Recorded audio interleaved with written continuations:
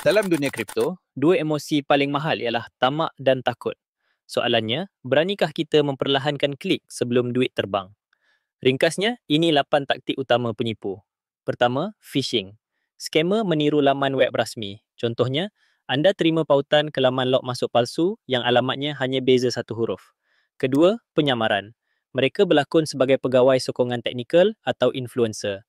Mereka tawar bantuan, kemudian minta seed phrase atau kod OTP anda. Ketiga, skim pulangan terjamin. Ini selalunya skim Ponzi. Ia guna duit pelabur baru untuk bayar pelabur lama sehingga skim ini runtuh. Keempat, giveaway palsu. Anda klik pautan untuk sambung wallet bagi menuntut hadiah.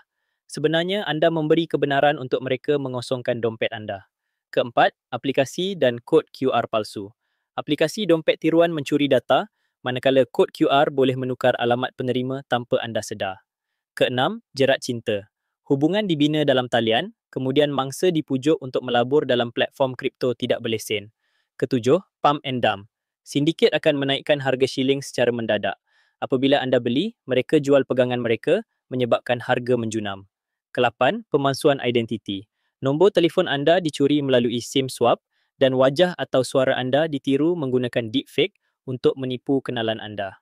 Tanda paling jelas untuk anda waspada? Pertama, janji pulangan tetap atau luar biasa tinggi. Itu mustahil. Kedua, desakan untuk bertindak segera seperti tawaran slot terhad. Ketiga, permintaan untuk berkongsi private key, seed phrase atau memasang perisian di peranti anda. Terus putuskan panggilan. Dan paling penting, apa perlu buat?